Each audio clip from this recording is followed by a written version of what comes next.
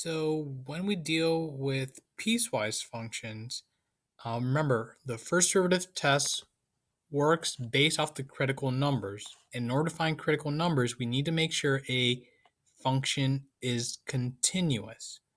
So I have to make sure this piecewise function is continuous, meaning that I need to make sure that the limit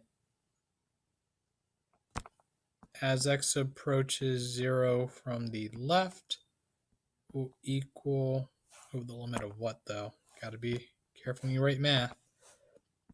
Limit of f of x as x approaches 0 would have to be the same as the limit as x approaches 0 from the right, f of x. Okay, so all you have to do is, wherever there's a split in your piecewise function, plug in those values for x, make sure you get the same number. If so, it's continuous. If not, discontinuous. So if I follow along with this right here, I would get 0 squared minus 1 compared to 0 cubed minus 1. We can do those calculations in our head, and we see that they will indeed be equal. So we can indeed find these critical numbers. So here's what we're going to do. I'm going to go ahead, and since it's this, I need to go ahead and just take my derivatives. So for the top, I'm going to end up with a 2x when x is less than 0, and I'll have a 3x squared when x is greater than or equal to 0 for my derivatives. Okay? So now I'm going to go ahead and take a look, and I need to find my critical numbers.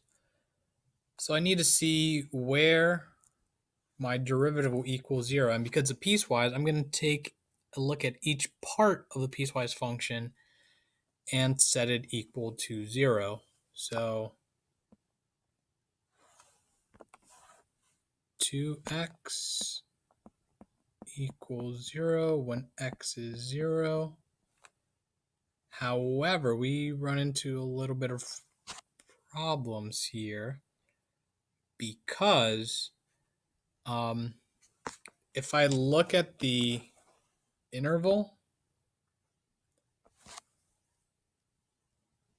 I can only use negative numbers. So that means that this one does not count as a critical number because of the 2x equaling 0.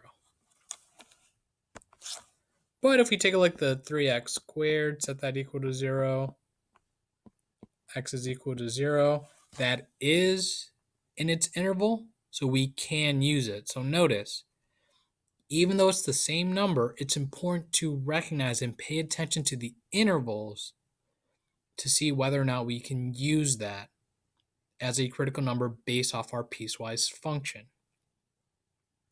So once I have that, you go ahead and make your number line.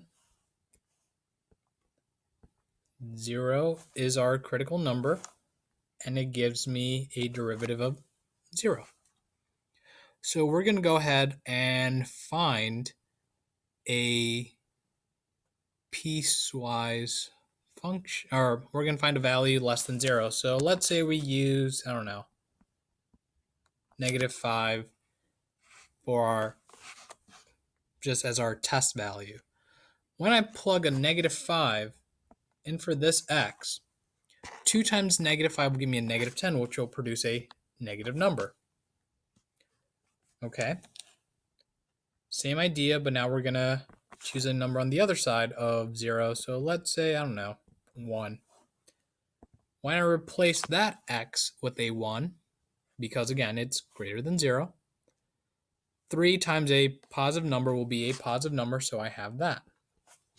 So now I'm able to say a couple things. I'm able to say that from -infinity all the way to 0, the function is decreasing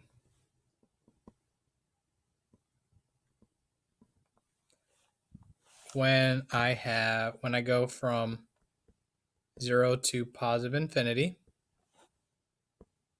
f of x is increasing because I got a positive value for my first derivative, right? So if I have a function that goes from decreasing and then starts to increase, that means that I should have a local minimum, so a relative minimum. So I need to figure out what f of 0 is.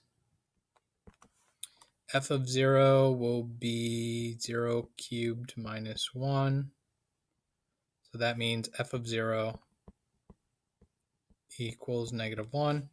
And that's a relative minimum. And that's how you apply the first derivative test in this situation.